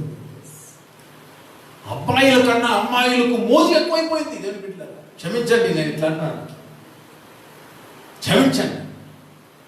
ఆడపిల్లకాయలు ఆడే ఉండాలి. అబ్బాయిలు ఎంత మేలండి, నేను చూసేంత వరకు అబ్బాయిలు ఎంత మేలు. అమ్మాయిలు ఉంటున్నారే, వారి కళ్ళు, వారి యొక్క ఆలోచన, వారి మాటలు భయంకరమైనదిగా ఉంటుంది.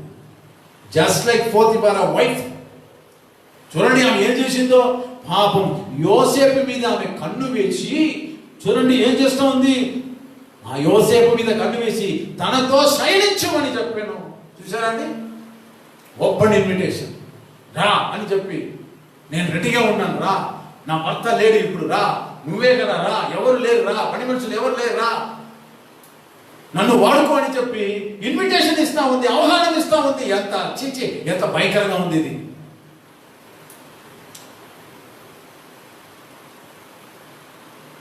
కానీ యోసేపు చూడండి, అయితే అతడు ఒప్పక, హి టేక్ గుడ్ డిసిషన్. ఇప్పుడు చూడండి, యోసేపుకు ఒక మంచి ఆపర్చునిటీ.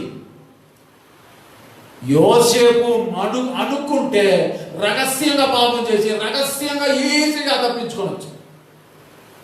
ఇది లైఫ్లో ఇంకొకసారి వస్తుందే లేదు.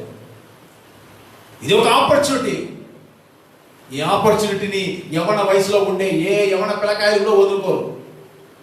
కొందరు అంటారు కదా, కోతి అయితేనేమి, కొంగానైతేనేమి, తాబేలైతేనేమి, కప్ప అయితే ఏమి, మాకు అదంతా అవసరం కాదు. 16 ఏళ్ళు 18 ఏళ్ళ వయసు పిల్లకాయలు ఉంటే మాకు చాలు. దేశం చెడిపోయింది. Look at the Bible. యోసేపును చూడండి, he take the right decision. యోసేపు ఒప్పుకున్నాడా? ఆ ఇన్విటేషన్ ఒప్పుకున్నాడా? స్వీకరించాడా? చూడండి బైబిల్లో, అతడు ఒప్పుకొనక. Wow, super.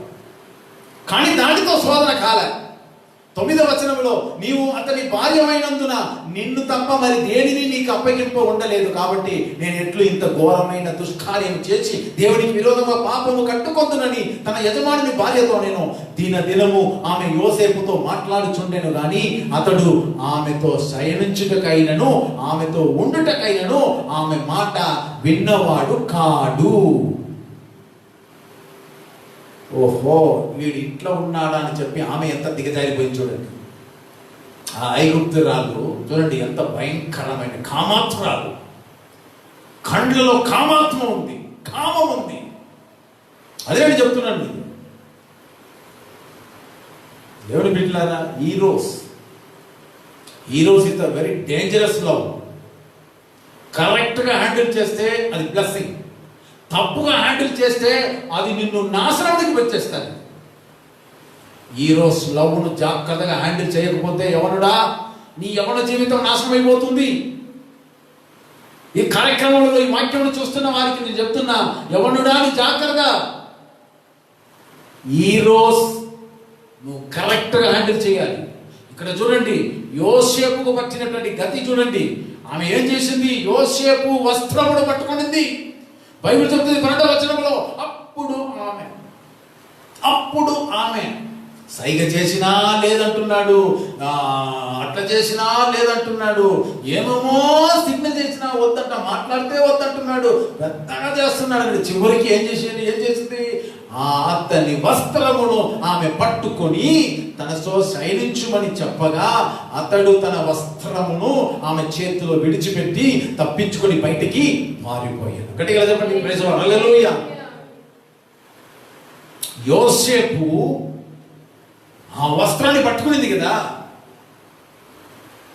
ఈ టైంలో చూడండి, యోసేపు డిసిషన్ ఆ సమయమున ఒకవేళ రాంగ్ డిసిషన్ తీసుకుని ఉంటే, ఇంకా ఏముంది, ఆమెనే పట్టేసింది, సరే పోదాంలే అని చెప్పి వాళ్ళ ఆ వస్త్రాన్ని ఆమె చేతిలో విడిచిపెట్టి అట్లా తీసేసి పారిపోయాడు. బైబిల్ సేస్, బైబిల్ చెప్తుంది, పాపం నీ దగ్గర ఉందా? ఓ యవనుడా నీ ఏం చేయాలి? 1 కొరింథీ 6:18 చూడండి. 1 కొరింథీ 6:18 పాపం నీ ఎద్దకు వస్తుందా? పాపం నిన్ను పట్టేస్తుందా? నువ్వు అక్కడ ఎందుకు ఉంటున్నావు? చూడని వాటిని ఎందుకు చూస్తున్నావు? నీకు ప్రమాదకరము. కాబట్టి నువ్వు ఏం చేయాలి? పారిపోవాలి. 1 కొరింథీ 6:18 ఏం చెప్తున్నావు చూడండి. జాగ్రత్తమునకు దూరం. బైబిల్ ఒకటే చెప్తుంది. ఇట్లాంటి పాపం నుంచి తప్పించుకొని పోయడానికి ఏం బ్రదర్ చేయాలి? నువ్వు ఏం చేయాల్సిన పారిపోవడం. లేదు నేను యోగ్యుని, నమ్మకస్తుని, నమ్మకమైన వాడిని, నేనదంతా ఏమి పట్టించుకోను, నాకు అదంతా లేదని నిలిచినావంటే నువ్వు పాపన పడేది ఖాయం. యోసేపు ఎందుకు అక్కడ నిలవలా?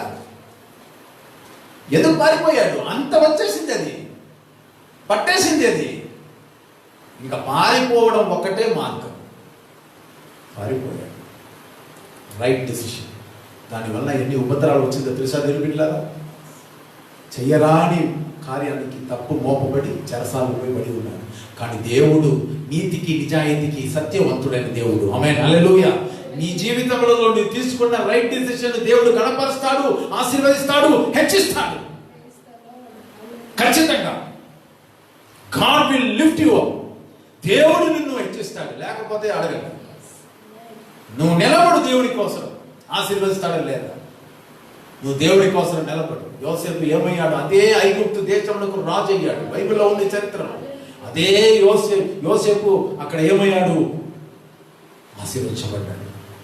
సో దేవుడి బిడ్డలారా, చాలా విషయాలు ఉన్నాయి. సరి అయిన టైంలో నువ్వు డిసిషన్ నువ్వు తీసుకోపోతే చాలా కష్టం. దేవుడి బిడ్డలారా, ఏడికి పోవాలి? బెత్లెహేము ఆశీర్వాదం, మోయాబు అసహ్యం. బెత్లెహేము దేవుడు కోరుకున్న నగరం, కానీ అది శాపం. What is your decision? నీ తీర్మానం ఏమిటి? సహోదరుడ, సహోదరి, నీ తీర్మానం ఏమిటి? ఉద్యోగంలో తడబడుతున్నావా? చదువులో నువ్వు ఇబ్బంది పడుతున్నావా? ఇది చదివేదా, అది చదివేదా, ఇట్లనా అట్లనా వెళ్తున్నావా?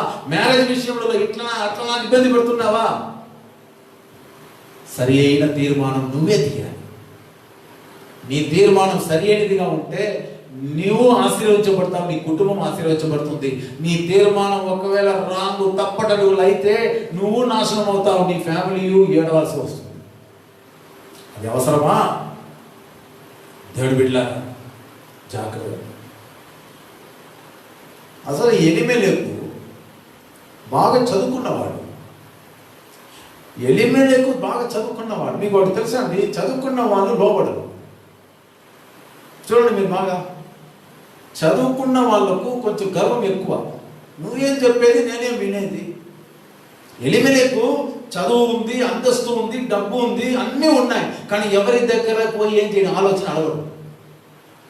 ఈ చదువుకున్న వారికి పట్టిన రోగం అది. దేవుని బిడ్డలారా, నువ్వు చదువుకున్నావా? దేవునికి స్తోత్రం. కానీ నీ చదువు ఎంత చదివినా అన్ని నీకు కరెక్ట్ గైడెన్స్ నీకు దొరుకుతుందని మాత్రం అనుకోవద్దు. నువ్వు పెద్దల దగ్గర పోయి ఆలోచన అడుగు. ఇలా చేసేది కరెక్టా కాదా అడుగు. నువ్వు సిగ్గుపడవలసిన అవసరం లేదు. నీ తీర్మానం కరెక్టా కాదా అని అడుగు. అనుభవం ఉన్న వారి దగ్గర అడుగు. ఎలిమెలెకు పట్టిన రోగం ఏమిటి? ఆ బెత్లెహేములో ఉన్న వారి దగ్గర పోయి ఎవరి దగ్గర ఏమి సలహాలు అడగరా? నేను మోయాబుకు పోతానంటే పోతానని చెప్పి మూట కట్టుకొని కుటుంబాన్ని తీసుకొని పోయాడు. ఏమైంది? నయోమి మాత్రమే వస్తారు. అర్థమైందా? అహంకారం, తగ్గింపు లేవు. దేవుడి బిడ్డలారా, జాగ్రత్తగా మనం ఉండాలి. కొన్నిసార్లు సౌకర్యము, డబ్బు, అంతస్తు ఇవన్నీ మనల్ని ముంచేస్తాయి. ఎలిమెలెకు నాశనం అవ్వడానికి ప్రధాన కారణం ఏమిటంటే అతనికి ఉన్న సౌకర్యము, అతనికి ఉన్నటువంటి అంతస్తు, డబ్బు, పలుకుబడి.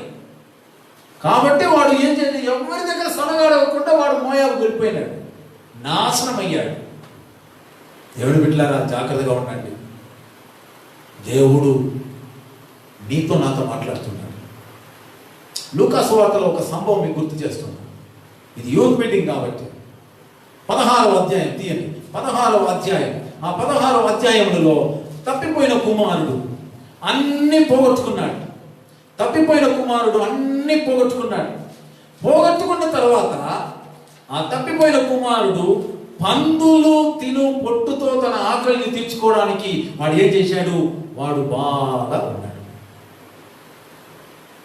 పందులు మేపడానికి పోయాడు. ఇప్పుడు అది కూడా దొరకలేని ఇబ్బందికరమైన పరిస్థితి వచ్చేటప్పుడు కూర్చొని ఆలోచిస్తున్నాడు, నా తండ్రి ఇంటికాడ కూలి పని చేసేవాడికి సమృద్ధిగా ఆహారం ఉందే, నేను ఇక్కడ ఆహారం లేకుండా సస్తున్నానే, నాకు ఎందుకు ఈ కర్మ?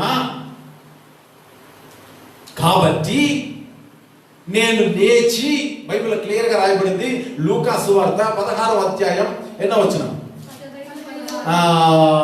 18 చదవండి. 18.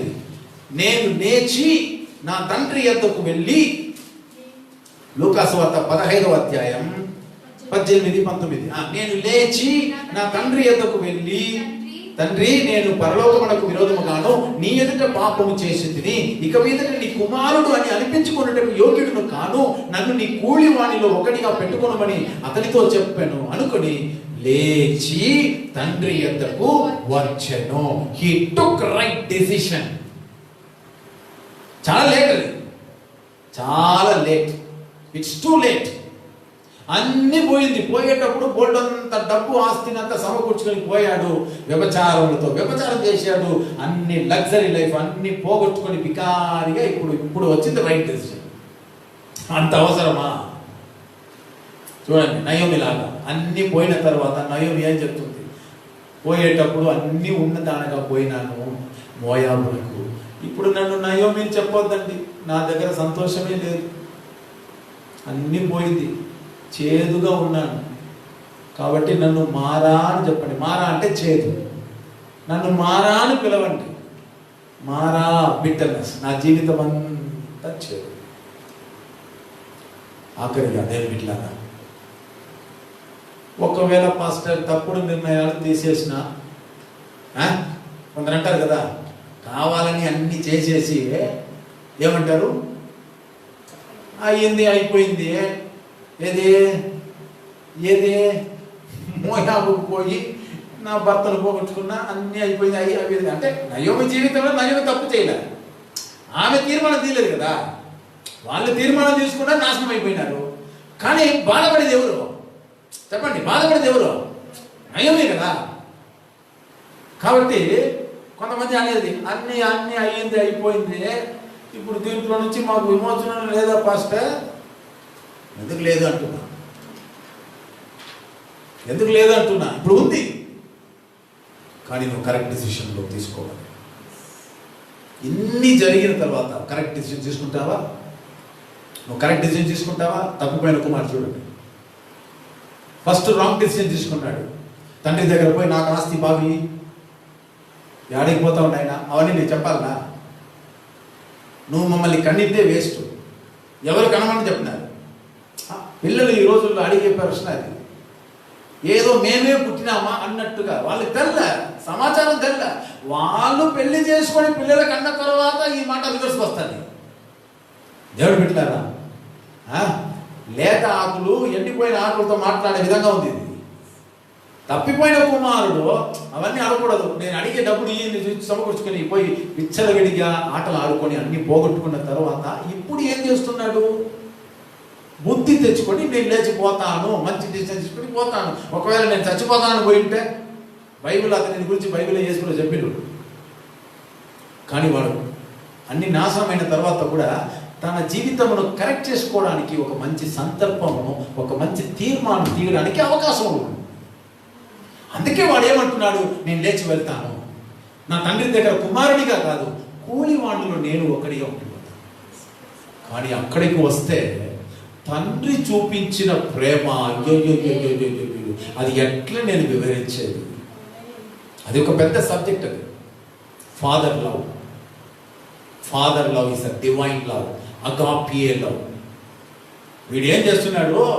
ఏమీ లేకుండా వచ్చి నిలబడతా ఉంటే తండ్రి చూశాడు, నా కొడుకు వస్తున్నాడని పరిగెత్తుకొని పోయి వచ్చి కౌగిలించుకొని ముద్దు పెట్టుకొని అతని చేతికి ఉంగరములు తొడిగించి, మంచి బట్టలు తొడిగించి, అతని కాళ్ళకు చెప్పులను తొడిగించి, నా కుమారుడు వచ్చాడరా, బిర్యానీ చెయ్యండి రా అని చెప్పి ఒక పశువును వధించి గ్రాండ్గా పండగ చేస్తున్నాడు. ఆ చిన్న కుమారుడు చూస్తున్నాడు, ఇంతగా నన్ను ప్రేమించిన తండ్రియా, ఈయనకు నేను ద్రోహం చేశాను. దేవుడు బిడ్డ, నిన్ను నీవు సరి చేసుకోవడానికి దేవుడు అవకాశం ఇస్తాడు. ఎస్, అవకాశం దేవుడు నీకు ఇస్తా ఉన్నాడు. అవకాశాన్ని నువ్వు ఏం చేసుకోవాలి? తీసుకోవాలి. అబ్రహాము కాలంలో ఒక కరువు వచ్చింది. ఆ కరువు వచ్చేటప్పుడు అబ్రహాం ఏం చేశాడు? ఐగుప్తుకు పోయాడు. He took wrong decision. Bible క్లియర్గా చెప్తుంది. ఆదికాండ పుస్తకం మీరు చదువుకోండి. ఆదికాండ పుస్తకం 12వ అధ్యాయం 10వ వచనములలో అబ్రహాం తీర్మానం చూడండి. కరువు వచ్చింది నెగేబ్ అనే ప్రాంతంలో. కరువు వచ్చేటప్పుడు అబ్రహాం ఏం చేశాడు? ఐగుప్తుకు వెళ్ళిపోయాడు. ఐగుప్తుకు పోయాడు, నరక యాతన పడ్డాడు. షారాను చెల్లెలను చెప్పడము, ఆ షారాను నువ్వు నా భార్య అని చెప్తే నా ప్రాణం పూడుస్తుంది, కాబట్టి నువ్వు నటించాలి, నువ్వు నాకు చెల్లెలుగానే ఉండాలి, నన్ను అన్ననే పిలవాలి. ఎన్ని నాటకాలు ఐగుప్తులో నిర్వహిస్తున్నారు. ఐగుప్తులందరూ అబ్రహాం భార్య షారాను చూసి, ఎంత అందంగా ఉంది మా చెల్లెలు. ఈ మాట రాజుకు పోగానే రాజు ఏం చేశాడు? ఆహా, ఐగుప్తులో ఉన్న నల్లని అమ్మాయిని చూసి నాకు విసుగు చెందాను. ఎవరో ఎర్రని వైట్ అమ్మాయి వచ్చింది, అట్నే తీసుకున్నాడు రా అమ్మాయిని అన్న. అబ్రహాం ఇంటికి రథం వస్తుంది. షారాను పిలుచుకొని పోతాం. చెల్లెలు కదా, భార్యను చెల్లెలుగా అబద్ధం ఆడబోయి అబ్రహాం చిక్కుల్లో పడ్డాడు. మర్చిపోతుంది అంటే బైబిల్ హిస్టరీ చెప్తా ఉన్నా. షారా పోయింది ఎవరి దగ్గర? ఫరో ఎద్దకు. ఫరో ఇప్పుడు డేటింగ్ చేస్తున్నాడు. ఈరోజు యవన పిల్లలకు వచ్చినటువంటి కార్యం ఏంటంటే డేటింగ్. 2020లో అనేక మంది డేటింగ్లో దిగి ఉంటారు. ఈ డేటింగ్లో డేటింగ్. ఇది ఏమో ఇప్పుడు కనిపెట్టిన డేటింగ్ కాదు. అప్పుడే ఫరో ఐగుప్తు రాజు షారా ఇంకొకరిని భార్యతో డేటింగ్ అయిపోయింది. అక్కడ 18 నెలలు ఫరో షారాతో డేటింగ్ చేశాడు. తెలుసా మీకు? బైబిల్ హిస్టరీ 18 నెలలు షారాతో డేటింగ్. ఎందుకంటే షారా అక్కడ పోయి నేను అబ్రహాం భార్య అని చెప్పేస్తే అబ్రహాం ప్రాణం పుడుతుంది. కాబట్టి షారా ఏం చెప్తుంది?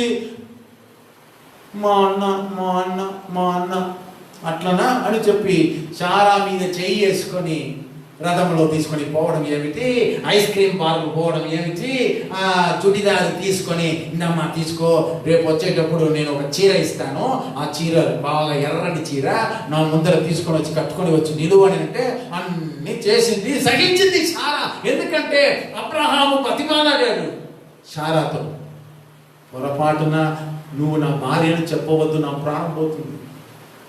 ఎందుకయ్యా రాంగ్ డిసిజన్ తీసుకుని ఎందుకు అవస్థ? ఐగుప్తుకు ఎవరు ఉన్నారు? దేవుడు కదా పిలిచాడు నిన్ను. పిలిచిన దేవుడు నమ్మదగిన దేవుడు. కష్టమో నష్టమో నువ్వు కానాను దేశంలో పడి ఉండాల్సిందే. ఎందుకు పోయినావు నువ్వు ఐగుప్తుకి? ఎందుకు పోయినావు? ఓ ఎవడ బిడ్డ, నువ్వు ఎందుకు పోయినావు ఐగుప్తుకి? కావాలని కదా పోయినావు నువ్వు. ఇప్పుడు ఏడుస్తావు. ఇప్పుడు నీ భార్యను ఇంకొకరు డేటింగ్ చేస్తా ఉన్నాడు. ఎక్కడైనా చరిత్రలో జరుగుతుందా? చూడండి, జరుగుతుంది బైబిల్లో. నా టైం లేవు అవన్నీ చెప్పడానికి. దేవుని బిడ్డలారా బాగా గమనించండి, మీరు బాగా గమనించండి దేవుని బిడ్డలారా. షారాను ఫరో 1.5 సంవత్సరము డేటింగ్ చేశాడు. మనస్సాక్షిని చంపుకొని ఇంకొకడికి భార్యగా ఉండలేక వీడి దగ్గర నేను ఏం చేసేది, ఈ మాదిరిగా వాడు నన్ను బాగా వాడుకున్నట్టుగా నేను నటించుకొని దేవుడు ఇవన్నీ ఓర్చుకోలేక ఫరో కుటుంబాన్ని దేవుడు వాదించాడు. అప్పుడు తెలిసింది షారా ఎవరని, అబ్రహాము భార్య అని. వచ్చాడు, రథం తీసుకొని వచ్చాడు. మూర్ఖుడా, ఎందుకు రా నువ్వు నా దగ్గర అబద్ధం ఆడావు? దేవుడు బిడ్డ అబ్రహాముతో అంటున్నాడు, నువ్వు ఎందుకు చెప్పలేదు నీ భార్య అని? నేను ఈమెను నా భార్యగానే ఉంచుకున్నాను రా అని అంటున్నాడు. చూడండి ఎంత భయంకరం. బైబిల్లో ఉంది ఇవన్నీ. 12వ అధ్యాయం ఇంటికి గడపై చదవండి. ఒక్క రాంగ్ డిసిజన్ వలన ఎంత నాశనమైంది కొంప, ఎంత భయంకరమైనటువంటి శాపం తెచ్చుకున్నాడు అబ్రహాం. విశ్వాస జీవితంలో తడబాటు, విశ్వాస జీవితంలో పొరపాటు. ఈరోజు బైబిల్ అన్ని తెలిసి కూడా మనము తప్పులు చేస్తే పరలోకం కూడా మనం క్షమించదు. ఇంత వాక్యము ఉండి ఇన్ని ఆలోచనలు దేవుడు ఎన్ని కార్యములు చెప్పి కూడా మనకు ఇంకా బుద్ధి రాలేదంటే ఇంకా మనం తప్పుడు నిర్ణయాలు చేసేసి ఇంకా మనం అనేకులను ఎందుకు బాధ పెట్టేది? డిసిషన్ కరెక్ట్గా నువ్వు తీయాలి. కడాన యేసుక్రీస్తు ఎదుట ఒక యవనస్తుడు వస్తున్నాడు. వాడు అధికారి. నిత్యజీవం పొందుటకు నేనేం చేయాలి అన్నాడు. యేసుప్రభువు అన్నాడు, ఆజ్ఞలు పాటించాను. ధర్మశాస్త్రంలో ఉన్న అన్ని చిన్న వయసులో పాటిస్తాను. ఇంకా ఏదైనా పొదువు ఉందన్నాడు. నీ దగ్గర ఉన్న ఆస్తిని బీదోరికి ఇచ్చేసి నా వెనకాల రా అన్నాడు యేసుక్రీస్తు. అనేక మంది ఆ దినములలో యేసు పిలుస్తాడా అని కాసుకొని ఉన్నారు. ఈ యవ్వనస్తుడు యేసుక్రీస్తు దగ్గర పోయి నిత్య జీవం కావాలి అంటే యేసుప్రభువు అంటున్నాడు, నీ ఆస్తిని అమ్మి వేసి నన్ను వెంబడించుము అని చెప్తా ఉంటే ఈ యవ్వనస్తుడు ఏం డిసిషన్ తీసుకున్నాడు తెలుసా? బైబిల్లో ఉంది, చదవండి మీరు దేవుని బిడ్డలారా. ఏమడింది? మత్తయి సువార్త 19వ అధ్యాయం 20 నుంచి 22 వచనంలో చూసినట్లయితే ఆ యొక్క ధనవంతుడైన యవ్వనస్తుడు ఆ మాటకు వ్యసనపడి ఇంటికి వెళ్ళిపోయాడు. వాడు రాలే. He took wrong decision. నాకు తెలిసి బైబిల్లో యేసు దగ్గర వచ్చిన వాళ్ళందరూ ఆశీర్వదించబడ్డారండి. ఈ ఒక్క వెధవను బచ్చేవాడు, ఈ ఒక్క యవనస్తుడు, ఈ ఒక్క చీడపురుగు, వీడికే యేసుక్రీస్తు యొక్క మహిమ తెల్ల. వీడికే యేసుక్రీస్తు యొక్క మహిమ తెల్ల. దేనికోసం నువ్వు వచ్చింది? నిత్య జీవం కదా. యేసే కదా నిత్య జీవము. యేసు ఏమన్నాడు? నన్ను వెంబడించమన్నాడు. ఏమి నొప్పి నీకు? ఏమి కష్టం నీకు? డబ్బంతా ఉంది కదా. నువ్వు వచ్చినావా? రాలా? చూశారండి దేవుని బిడ్డలారా. బైబిల్ చెప్తుంది 22వ వచనములలో అతడు ఏం చేశాడు? అయితే ఆ యవనస్తుడు మిగుల ఆస్తి గలవాడు. చూశారంటే మిగుల ఆస్తి గలవాడు కనుక ఆ మాట విని వ్యసనపడుచు వెళ్ళిపోయాడు. చాలా బాధకరంగా ఉంది. మంచి ఆపర్చునిటీ మిస్ చేసుకున్నాడు. వాడు కనుక పోయి ఉంటే, మీకు తెలుసా అండి, యూదా ఇస్కరియోతు 30 వెండి నాణముల కోసం రాంగ్ డెసిషన్ తీసుకున్నాడు. He took wrong decision just after 30 silver coins. కొన్నిసార్లు మనం కూడా నీచ బుద్ధి వచ్చేస్తుంది, నీచమైన బుద్ధి వచ్చేస్తుంది, తెలివి తక్కువైపోతుంది, మెదడు పని చేయవు, మన బుర్ర చెడిపోతుంది. మత్తులుగా మనం ఏం చేస్తాం? రాంగ్ డెసిషన్ తీసుకొని జీవితాంతం నరక యాతన పడే అవస్థ వస్తుంది. యవన బిడ్డలారా, నా 2 చేతులు జోడించి నేను మనవి చేస్తున్నా, మీరు మంచి నిర్ణయాలు తీసుకోండి. మంచి నిర్ణయాలు తీసుకోండి. కాస్త లేట్ అయినా పర్వాలేదు, నిర్ణయం తీసుకోండి. ఏడిపించవద్దండి. మీ జీవితం మీ చేతిలో. మీ జీవితం మీ చేతిలో. హవ్వ రాంగ్ డెసిషన్ తీసుకొని పండ్లను కొరికింది, భర్తకి ఇచ్చేసింది. Wrong decision. బైబిల్లో మీరు చూసుకోండి, రాంగ్ డెసిషన్ తీసుకున్న వాళ్ళందరూ బాగుపడలే. కరెక్ట్ అయిన తీర్మానం తీసిన వారు ఆశీర్వదించబడ్డారు. దాంట్లో కష్టాలు ఉండవచ్చు, దాంట్లో కొంతకాలం అవస్థ ఉండవచ్చు, కానీ డెసిషన్ కరెక్ట్. యోబు భార్య రాంగ్ డెసిషన్ తీసుకునింది, యోబు కరెక్ట్ డెసిషన్ తీసుకున్నాడు. యవన బిడ్డ, మోయాబు దేశములకు పోయి తిరిగి వచ్చిన నయోమి కరెక్ట్ డెసిషన్ తీసుకున్నాడు. మీకు తెలుసా అండి, ఒక రూతు అనే ఒక కోడల్ని తన దగ్గర ఉంచుకుంది. ఆమె చూడండి ఎంత రైట్ డెసిషన్. అత్త దగ్గర చెప్తుంది, నీ జనమే నా జనం, నీ దేశమే నా దేశం, నీ దేవుడే నా దేవుడు, మరణము తప్ప నిన్ను నన్ను ఏది వేరు చేయలేను. ఆ రూతు ఎవరో తెలుసా? యేసుక్రీస్తు వంశావళిలో వచ్చినటువంటి స్త్రీ. ఆమె ప్రైజులో హల్లెలూయా. ఒక భయంకరమైన దుష్ట సంతానం నుండి వచ్చి పుట్టి పెరిగినటువంటి స్త్రీ రూతు. కరెక్ట్ డెసిషన్ తీసుకొని, రూతు పుస్తకం 16-17 వచనములలో ఆమె తీసుకున్న నిర్ణయం చూడండి. నీ జనమే నా జనము, నీ దేవుడే నా దేవుడు, మరణం తప్ప నిన్ను. Right decision, correct. అత్త నీతో కూడా నేను గంజి నీళ్ళైనా తాగుతాను, కష్టపడతాను అత్త, నయోమి అలా రూతును తన దగ్గర ఉంచినటువంటి బోయాజును పెళ్లి చేసుకున్నది. బోయాజు కన్నా కుమారుడు, ఆయన కన్నా కుమారుడు యెషై మనకు దావీదు వంశావళిలో లోకరక్షకుడు మన మెస్సయ్య యేసుప్రభు పుట్టాడు. వేసుకోవాలి. హల్లెలూయా. ఆ యేసుప్రభు ఎవరి సంతతి అనుకుంటున్నారు? రూతు సంతతి. దేవునికి స్తోత్రం. ఒక్క నిమిషం లేచింది రండి.